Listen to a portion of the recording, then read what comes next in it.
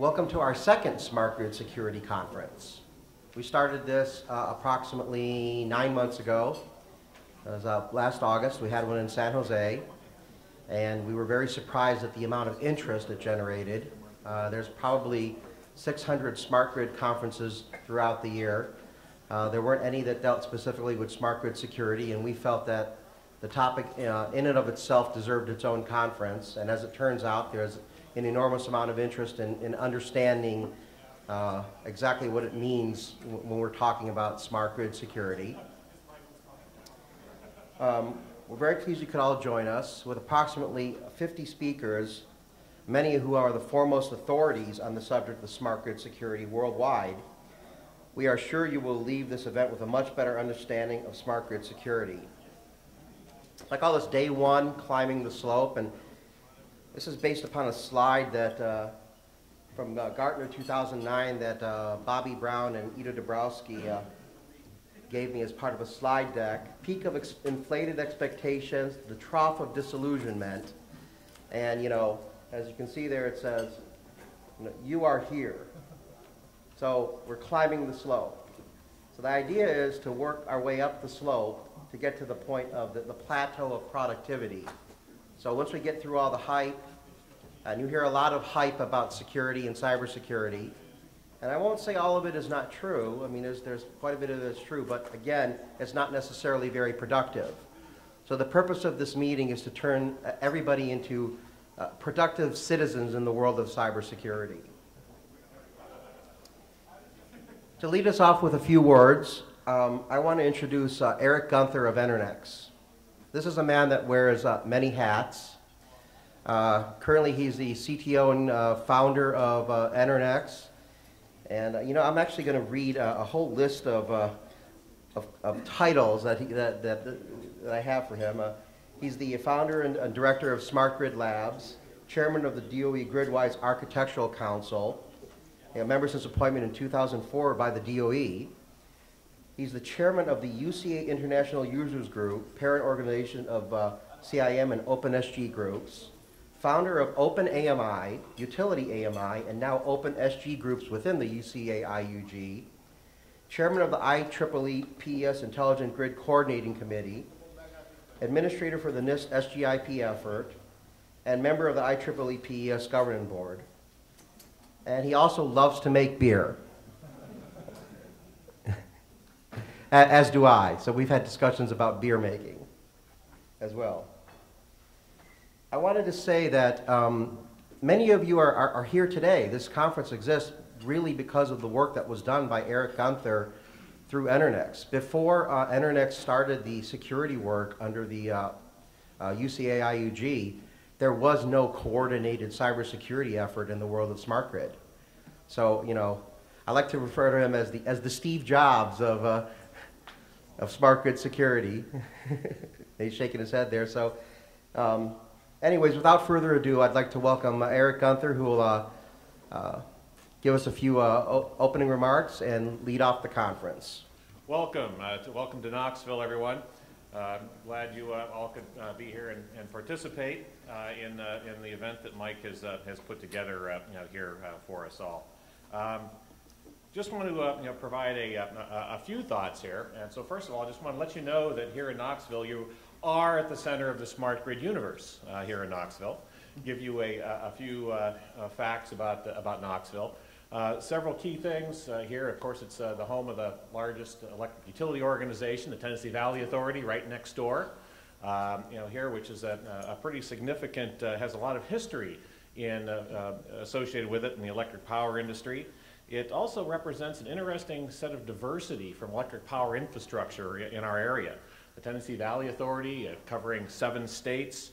It's got a wide mix of generation capability, 11 coal plants, 11 combustion turbines, 3 nuclear plants, 29 hydro plants, a pump storage facility, even some wind machines and solar resources. So the TVA represents a major diversity of electric power infrastructure in this entire region.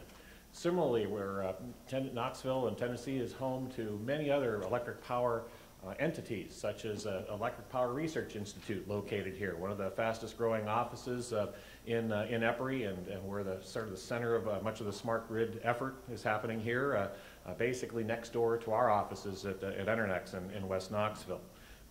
The University of Tennessee located here, Go Vols, is you can't hardly live in this town without being totally immersed in the volunteer spirit and the University of Tennessee volunteers.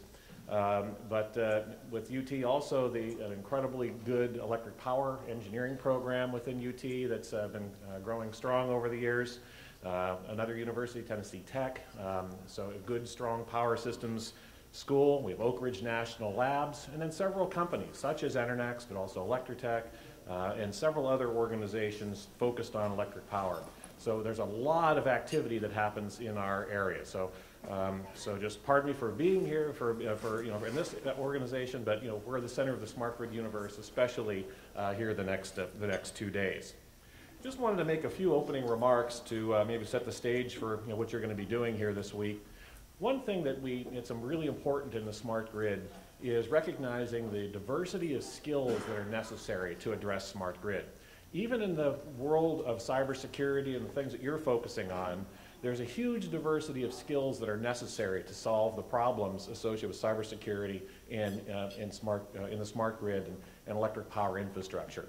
And not only those skills that you guys possess and focus on in the cybersecurity world, but in order for you to be able to help solve the problems that we are creating and exist in the smart grid world, you also have to build additional skills that are related to the electric power infrastructure itself. You need to learn just enough to be dangerous in order to understand the application space that you're applying your trade from a cybersecurity perspective. So there's a lot of personal responsibility that comes with keeping up to speed on the technology in your own areas, but also learning the application space. I like to think of this in terms of craftsmen who have been working for a number of years in a particular area of their own personal expertise. Let's say a carpenter that's been building really, really good, beautiful decks for a long time, and is really, really good at it, but for a variety of reasons sees opportunities and wants to go and work on fine cabinetry. The craftsmanship is there, but it takes a little while to learn some additional skills, maybe acquire some new tools, and change your way of thinking in order to become a craftsman at that new craft. And that's really the case in what we're seeing here in the smart grid. We've got a lot of people coming in from other disciplines that can help us in the smart grid, but it's going to take a little bit of time to build the skills necessary to support that. Fundamentally, because there are so many skills involved, there's so many moving parts, the core discipline that's involved here is systems of systems engineering. The days of focused on being able to focus on your own one little narrow discipline and do it really, really well, you can still get away with that for a few specific things. But overall, in the smart grid, systems of systems engineering is really the core of what we need to do in order to make the entire grid operate better and more secure. And so I encourage you all to keep that in mind as you move forward and pay attention to all the other systems that you have to interact with. Whatever your core area of expertise is, paying attention to the big picture and taking a holistic view. That's why collaboration is critically important. No one entity, no one individual, organization, company, vendor, regulator can address and solve these problems all by themselves. I've been really pleased to have been involved in helping bring a lot of people together over the past 10 years to begin to build this collaborative concept and philosophy in smart grid that we've seen. In my previous years of working with utilities, we didn't see anywhere near as much collaboration and information exchange as we've seen in the past 10 years, and that continues to be the case. So collaboration is fundamentally critical for us to evolve this infrastructure to achieve all the lofty goals and objectives that we've set on that hype curve that we now need to actually realize in the steady state. We also have to recognize that there are some things that are a little bit different about our infrastructure that make things particularly challenging. And that's recognizing and managing the legacy, managing the fact that most power system equipment and devices that we put in the field in our industry are put out there, and they're there for a very long time, decades. Not 18 months, like you might change over your PC or your cell phone, but decades. Even equipment that has communicating capability, purchased, installed, done. Okay, that's the way things have been done for a very long time. Some of that will change a little bit moving forward, but not a lot. So recognizing that we've got a lot of equipment that's out in the field that's going to be there for a very long time, coming up with a pure solution is, that assumes you've got a clean slate, is probably not the best way to think about addressing these issues. So you've got to be pragmatic. Pragmatism is very important in any place where you have installed infrastructure. No matter how much we rant and rave and say the sky has fallen, you got to replace all this stuff. It's not going to get replaced overnight, certainly. So we have to find a way to be able to manage what we have in the field and make it work as best as we possibly can. At the end of the day, we've also got to do this with clarity. One of the problems we have with our particular niche in the cybersecurity world is very few people outside of our world know what the heck it is we're talking about. We're bad enough in our industry with acronyms and techno-speak and the like, but it's especially complex in the security world. And in order for the concepts that you're developing, trying to get applied and implemented, you've got to be able to communicate why what you're doing is good to those who are paying the bills, making the decisions to install and apply the systems that you're developing, following the best practices you're putting together. So clarity of your solutions are critical if they're going to be used. And we've got a long way to go to crack that nut. At the end of the day, all of this is about managing risk. So from a systems engineering point of view, looking at the overall system, you all, of course, are obviously very familiar with the concepts of defense in depth and the like. And the utility system and infrastructure is operating that way all the time. Utility service providers, infrastructure owners, and operators manage risk every single day. Cybersecurity is just one piece of all the other risks that a utility enterprise manages. You need to make sure as you're coming up with your best practices, approaches, and the like, you recognize how what you're doing fits in with the larger picture of risk management in an overall utility infrastructure. One of the things I like to do to help help this home is I oftentimes run this video. Maybe some of you have seen it before, but in the internet, when we lose a packet or something goes wrong, we may lose some data, we may lose a little bit of money, a transaction may be delayed, we can't get to our web page today, we have to pay the bill tomorrow instead of the next day. If we read a meter, we may not be able to read it today, we read it tomorrow.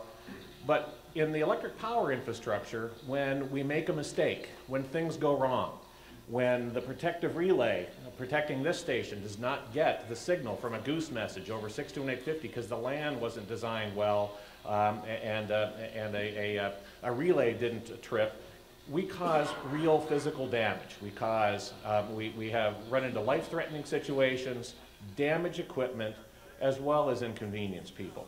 So things are a little bit different when we make mistakes in the electric power infrastructure. Things blow up, things burn down, people get hurt. So the responsibility is much more significant when you're applying these concepts in critical infrastructure, because there's real physical consequences. And in this particular area, next door to us here, we have at the TVA facility next door. Their control center runs the entire river system. 49 dams, in the Tennessee Valley system are operated by the SCADA systems located next door to us here. 90 miles away in Chattanooga, the control center for all of TVA's system in all 7 states. So a huge responsibility for that critical infrastructure. And when things go wrong big time if we don't do it right. Thank you very much, and enjoy the rest of the conference. Thank you.